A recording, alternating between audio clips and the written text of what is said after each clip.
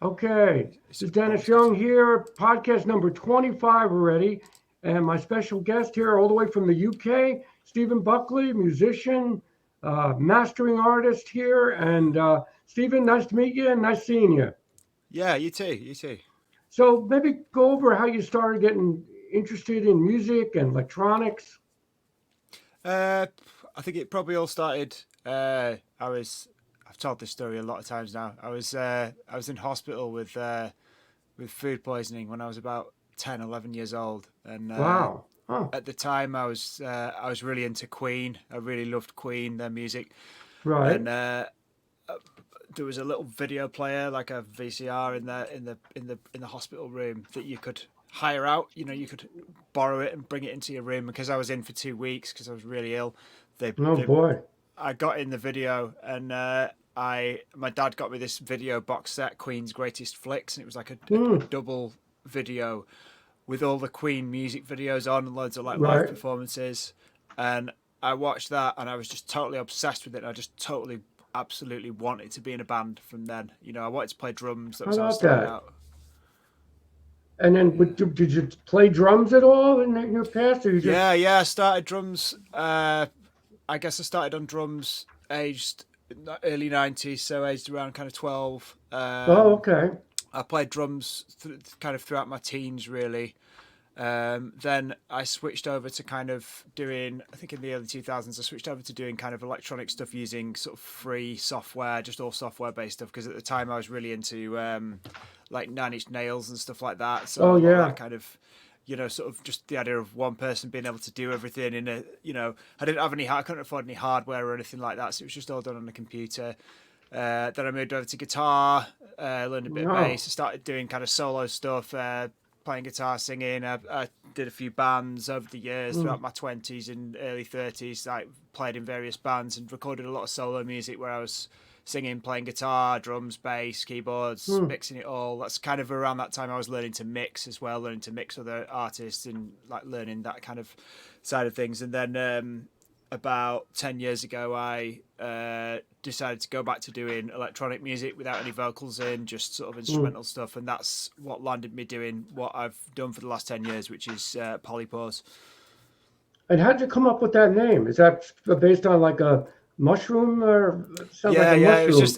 It was just that when I was a kid, I was like obsessed with mushrooms. I was like Know really about into that? them, and I was just trying to think of like a name to go with the project, and that seemed like something which I guess, like you, I like to try lots of different things. Right.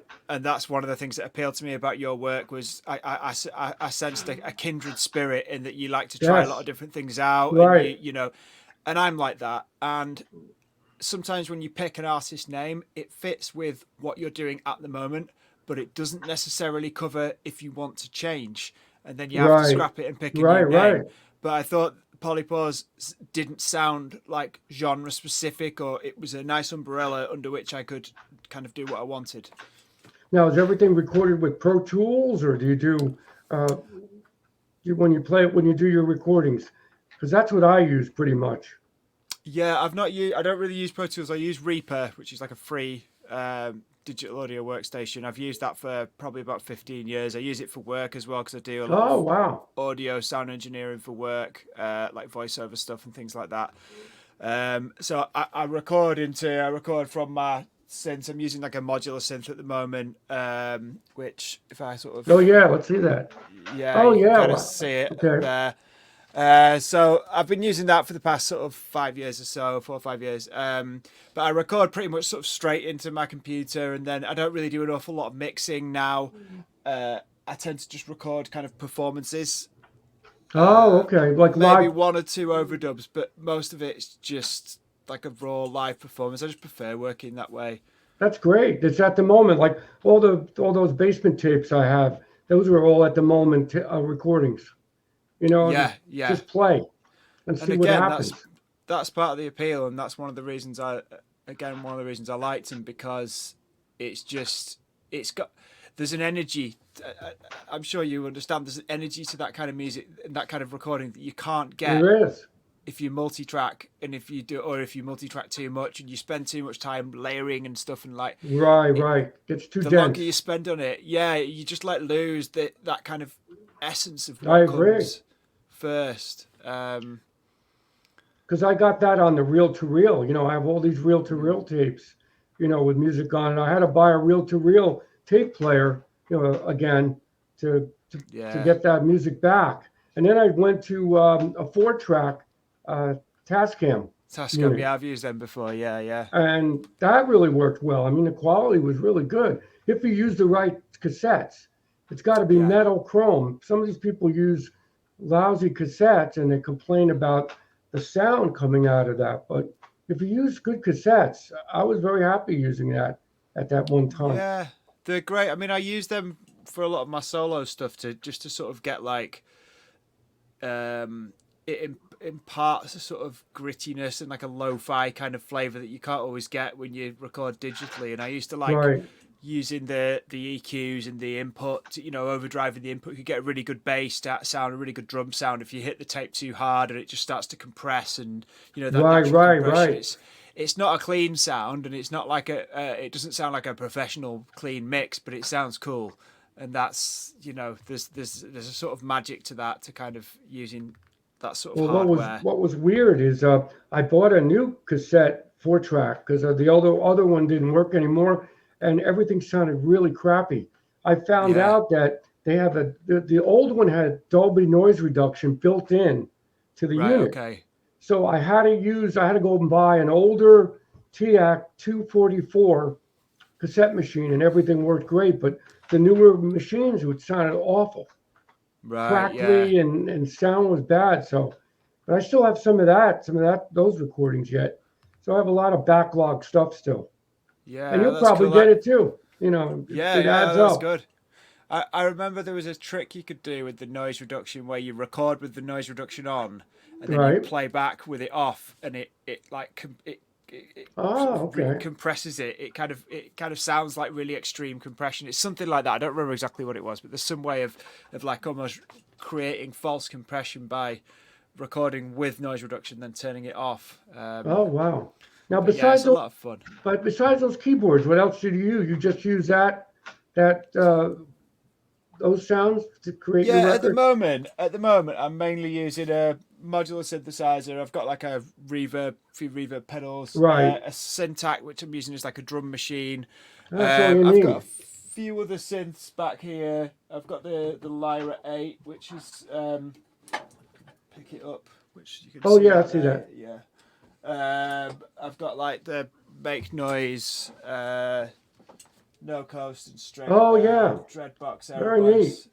But yeah, I've got that's pretty much what I'm using. The stuff that's on that table at the back there is kind of, I'll do like a one-off project with them kind of thing, or I'll do like a gig with just them. But I like to kind of focus on one thing or one specific group of things when I'm recording an album or playing live, rather than have everything, Right. because I feel it just gets too overwhelming and too much, and I just like the focus of focusing on treating it like a single instrument and just playing that. I just find that works for me better over the years, because Now, no, go ahead. Now, do you just put out digital recordings now, or you still do physical recordings? Yeah. So I've only really done physical with Polypose, to be honest. Prior to that, everything I did, it was just digital or even just cassette. But since Polypose, honestly, I've lost count of how many vinyl records I I've know. done. I imagine. Yeah, I've done a good few, maybe 10 vinyls, at least 10, 12, probably twice that many cassettes, Wow. a few And were you able to sell CDs. these at all? Were you able to sell Yeah, any? yeah, I usually do sort of. I mean, a lot of them are sold out now. The ones they usually sell on Bandcamp, so I usually work with labels. So the labels I work with do most of the work in that respect. I give them the Right. music, and then they do all the hard work in terms of the promotion, because that's what I don't like. I like making music. I love making music. I absolutely live for it. Right. But the whole idea of like having to promote it and having to post it out to people, I just can't be bothered with That's that. hard. Yeah, it's just so I'd rather work with labels, and I've been lucky in that the labels I've worked with have been excellent, and sort of like so. I work a lot with Castles in Space. They're probably the main label I work with. Oh, okay. I don't know And them. yeah, they're based in the UK, and it's run by a guy called Colin Morrison, who's a really nice guy, and he's obviously just one of these people who's obsessed with music, and he just absolutely loves putting it out, and he's great to work with, and yeah, he's put out sort of I think he's done 4 so far of my albums, and then there's another one coming very soon, like we're talking maybe next month, hopefully. It's just there's a lot of backlogs with vinyl pressing I at the moment see. in the UK, and I'm sort of just finishing up a new one for him as well. Wow. I try and do one with him every year because it's because he's great to work with. I've recently worked with Waxy Crescent, you still working with? yeah. I've only done one with them, but I do sort of keep an eye on them, and I wouldn't rule out working with them again because I know you. That's how That's how I I got in met touch you with with you. through Yeah, Phil.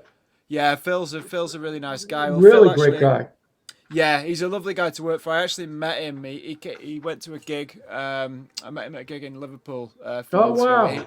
Huh. He actually put out a tape for my brother as well, Oh, who okay. makes music under the name Slobject. So his tape is out on oh no, it's a vinyl actually. I think I can't Hmm. remember now. I've lost track, but yeah, he's put out something for my brother as well. So I love his yeah, designs. His designs are great. they look really good, don't they? Oh, they're Yeah, really. He's just got a yeah, great niche there. Great yeah, niche. yeah. He's got a good taste as well. Like I think one of the things that I really like about Waxing Crescent is his eclecticism. Like you can tell he's a like Colin from Castles in Space. He's an eclectic music fan He who likes likes a lot of music. different Yeah. stuff. Yeah, he isn't just like right, we're going to stick to this one thing. He's sort of he's got like a broad spectrum of things that he's putting out, and that's cool. Yeah, and I must sell some of them out because I look on his Bandcamp site and they're sold out. Some of his cassettes. Oh yeah. They But that's a do tough pretty well. market, the cassette market. I don't know. Is there a niche there for that? Yeah, I think it depends on the genre. I think that certainly Okay. with kind of underground electronic kind of stuff, Okay. there is there's definitely a thing with cassettes, How and there about has been that? for the last like 15 years or so. There's a lot of people. I think I think a lot of people buy them with the digital download, and they don't necessarily listen to the cassette, but they just like having something to take home A from a physical gig, a product, physical right? thing, because it's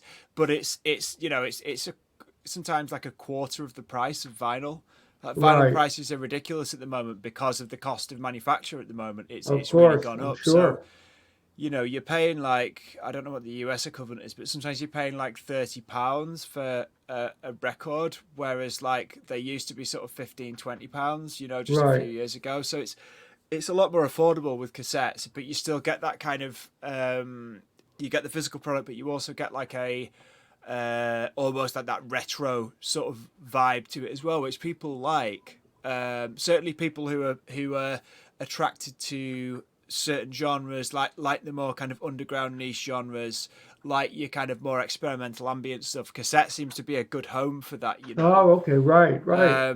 But I think CD is making a comeback now. There's quite a few labels. How about I've that? worked with a label called Din Records, who's run by a guy called Ian Boddy, who's a proper like synth legend. He's been doing this since like the How about that? '70s, and he's great, and he's another great guy to work with. So I've done a few CDs with him, like with the albums I do with him. They're released on vinyl and CD, and his CDs do really well. I think CDs are coming back, sort of as a means of because again they're cheap. They're so cheap to do. Right. Right. Because I thought Um, that genre was dying out, but now since you're telling me, that's good to hear. yeah. I mean, it's. I think also I don't know. It's always gonna like anything. It's always gonna sort of fluctuate and change, Yep. which is sort of hard to keep track of really. But it is. You just got to kind of. I don't know. I let the labels work all that stuff out for me, so I don't really. Yeah, that's Uh, great. Yeah, I haven't had much success. I've had labels that have I put out music, but they don't really sell that well. Maybe So I'm not well known in that field. I don't know, but it is what it Yeah, is. yeah, But yeah, you yeah. I keep mean, at it though. You've got you've got a good reputation, so people are going to buy your I hope so. music. Yeah, That's I what's hope so. I nice. mean, it is like a dream come true, really. I mean, it's like I've spent, sort of, I've been making music since I was 11 years old in one Wow. capacity or another. So, like, we're talking sort of 30 years of doing it, Now, and what it's do you? It still keeps going, right? That's what's good. I think, yeah, I think it's, I don't know. It's just some people are just lifers, aren't they? And they just do it. I'd do it if I didn't have any success with it. It's just I've not got a choice. It's just like it's what I do. Um, I feel extremely So frustrated and what do unhappy you if I think of wasn't making music. the state of music now with all this AI stuff and people making artificial music and art and all this? You think I'm that's not a going to big fan. last? No, I'm not a big fan. I mean, neither. it's I think like going back to what we were saying before about the capturing the essence of a feeling in a recording and Right, right, capturing that essence of like almost heart and soul in a piece of right. music that you Exactly. record. It's like that's what I like in music. I like music that's a little bit imperfect, but because of that, it sounds a lot more to me. Just it's what I want to hear. Exactly. Yeah, that makes a big Um, difference. and I think it's something which, when things get too polished, they just kind of lose a bit of appeal for me. I don't know why. Yeah. I mean, it's fair enough with pop music, but that's almost like a different form of listening. But I mean, I know I've mentioned to you before, I'm a big fan of Tom Waits, and I think like that. He always talked about stuff like that, about like capturing recordings where you can hear Right, like a right, rooster crowing in the background and stuff. And I really like that ethos and that idea of sort of allowing there to be a bit of life and a bit of like the imperfection in there. It just adds to it. And so when you think about like AI music and stuff like that, it's not got that it's not got that human no, contact. And I no. think You could I tell mean it right is, away. yeah, it is still worrying. I mean, for my day job, I work in voiceover production, so I Oh, how about record that? voiceover artists, and I sort of do the production on for like television adverts and corporate videos and stuff like Oh, pretty much. wow. Anything that requires a voiceover, I do all of the audio side of that, so the recording, the editing, the post production, Right, etc. right. And AI voices have become a big thing in the last year or so, I'm and sure. so it's pretty scary for me in terms of that has a big impact on my job. I'm sure. Um, Right. As on but everything. yeah, I think it's one of them things. I hope it's one of them things where people will at first think, "Wow, this is great. We can save loads of money using AI," and then after a while they'll realize, "Hang on, this is missing something. This is Exactly. missing something," and they Right. might not know what that something is. And I think that something is the human element. Right. And Exactly. I hopefully the same will happen in music. Um, I don't know. So what about when did you start doing mastering? Because you've done, like four or five of my projects. It's really fantastic. Do great work. Oh, thank you. When Yeah, well, like I when said, I've enjoyed it. I don't think there was a set time when I started doing it. I started maybe sort of I don't know 17, 18 years ago. Started like recording bands and recording other people's music and mixing other people's music that wasn't my right, own. Um, and I was lucky enough to work at a recording studio, so I was able to use the studio and stuff like that, and I'd kind of been learning to do that for a long time. So I guess it just came out of necessity in terms mm, of kind of mastering or trying to master my own stuff and then other people's stuff. And I think after a while, you kind of you get the ear for it, and you kind of you're able to sort of a lot of mastering is basically applying another set of ears to what someone else has done. So it's like someone else with a bit of distance from the project who can be objective and mm, say, okay, I need to make this slight EQ cut here, or I need to, and it just kind of. So there wasn't a specific time when I started. It's just something which I kind of fell into, and I just started doing it as I do it sometimes as I don't sort of advertise myself as a mastering engineer or anything like that, oh, because there okay. are people who do it professionally as their only income source. This is something I do just as a bit on the side. I don't think it's fair to them people for me to kind of swoop in and try and undermine their Yeah. job. It's just something I do for occasionally for like labels I work with or artists who approach me or whatever, like yourself. It's something I do, and I don't take on projects that I'm not that into, if you see what I mean. Right. Yeah, you can't Like, be that. I really love working on your stuff, so it's Oh, like, thanks. um, and there's a few other people that I've done stuff for, and it's like, because I've got a job and I don't, I'm not, I don't really want to take anyone else's job, so I'll only do it if I feel like it's really something that I want to work on. Now, I want you definitely to put on what links you want me to add to your, I can add on the description of after our talk here. This way, Yeah, if sure, anybody that'd be wants great. Yeah. any more work done or any mastering work done, Yeah, I and do a lot of like mixing as well. Anything oh, anything okay. to do with sound, music, production. Yeah, I do a lot of that. Okay. Anything else you want to promote that you're working on or that you want to talk Um, about? well, I do a podcast actually. How about that? I co-host a podcast called Vase, which is VAYSE, Okay. and it's something that me and my best friend, who we've known each other since we were kids, How about so that? over 30 years, and we talk. We I guess we're looking at, like, you could loosely call it weird stuff. We're looking at like the occult and UFOs and Oh, magic okay. and all sorts of things like that, conspiracies, and we're just sort of approaching that from like a learning perspective. We've been doing it for a couple of years now. We've had some interesting guests Oh, I'm from some sure. There's a lot of that various, out there. yeah, yeah. Oh, yeah. We've met some absolutely fascinating people I'm doing that. sure. It's been fantastic, and it's great to just do something with my oldest friend as well. Just to do Right. You something like, creative right. together, You because can't we beat we used that. to we used to be in bands together when we were kids, when we were teenagers. But it's been Hmm. quite a while since we did something creative together, like as adults. Right. So as we're both like in our early 40s now, it's a good thing, but it's great. I mean, it, it's kind of, it's certainly the things that I've learned and the things that I've read about have changed my perspective on life quite a lot. I think I was probably quite a lot more, I guess you'd say, like atheist Right. prior to this, but now I think I'm a lot more agnostic about reality, Right. for Right. want of a better word, and sort of how things work. I don't think science has all the answers now. I No, they think that don't. I there agree is with you. stuff. They want to tell you the right answers that they wanted you to hear. That's it. But you got I to think that investigate it there's yourself and yeah. I find out think what you believe. That's what it is. yeah, and there's. I mean, I've not had any particularly extreme experiences. I've not seen a UFO. I've not, seen a ghost or anything like that.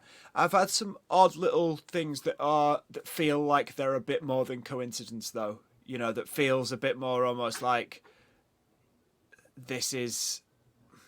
I don't know.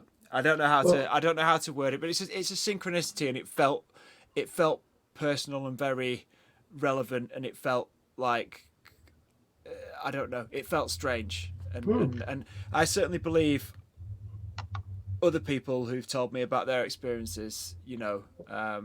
Well, I've had a lot more synchronicity in my life. I don't know why. I don't know. Maybe if you think about it or talk about it, it happens more, or you see it. I don't know. Yeah, I think that is the case. I think that it is. It relates. I think a lot of people have noticed that it relates. It's almost similar to like the observer effect in Right. quantum physics. It's the idea of, it's like a what's the word for it? Like a feedback loop where Right. Right. your engagement with it will cause more of it to happen, Hmm. and that, according to science, shouldn't make sense. According to Right. mainstream Exactly. science, it shouldn't make sense that what that your engagement, your involvement will cause more to happen, but it does. Hmm. Which I think science is now catching up to that idea, with quantum physics. It's catching up Yep. to the idea with the observer effect that you can, it's spooky action at a distance, isn't it? That you can affect the world around you. It is Of course. possible. How about And that? it's Yeah. not possible for everyone, perhaps, but there are people who have been able to do stuff that has not been explained by science. Of And I course, think yeah. science Well, I is believe that. catching up to that now. I mean, I've just finished reading a book called Phenomena by Annie Jacobson, that's talking about all of the US military's experiments with like psychic powers and stuff. Right. And it's got like a lot of the stuff some of the stuff that's in that film, The Men Who Stare at Goats, and all the stuff about like the psychic spies and all these guys in the 70s that were doing all the remote viewing and stuff like that. It's absolutely fascinating, and it's like the US military and the CIA were taking it very, very seriously, and we're actually I'm sure they did. putting billions of dollars into this research and into these experiments. With people like Uri Geller, who, people think of him as a bit of a joke, and I don't know, it's hard to tell, but like all this stuff, like It's there's got to happening. be something in that. There's no way that they would have spent that much time, money, effort into trying to make this stuff work. And there's all these mad stories about how the remote viewers were able to find like crashed planes in Africa and stuff, like things that they would never be able to find by chance. And Right. like that. And You're right. It's true. It is pretty insane, and it's like it changes your. I think when you read a lot about that stuff, it starts to change your perspective on reality, right? Yeah, and I think agree with that. To some degree, it is malleable, and to some degree, we've got a lot to learn. Oh, absolutely. And I agree with that. Well, anyway, Stephen, it's been a pleasure talking to you here. And if you have any additional links you want me to put up on the description, I'll put that up. Do you have a lot of viewers on your channel? You getting viewers? Yeah, we don't have for the podcast, we don't have we don't do it visually. It's just on just an audio things at the moment anyway. But we're on all of the like main podcasting things like Spotify and Apple Podcasts and stuff like that. But I'll send you a link to all of it. Send me the link. Yeah, we're trying to get subscribers. So anybody out there, subscribe to the channel. We have over 500 now, so we keep growing. So we'll see what happens. And you're the 25th podcast already, so we've had a lot of interesting guests. Yeah, nice work, man. I will try and have a listen to some of them, and I'll make sure I share this when it comes out as well on my various channels. So get it out, because we have some good things on here. Yeah. Oh, good stuff, man. Well, thanks a lot for having me. You too, and I'll be in touch. Yeah, cool. Okay, nice seeing you. Cheers. Good to meet you. Take care. Bye. Bye-bye.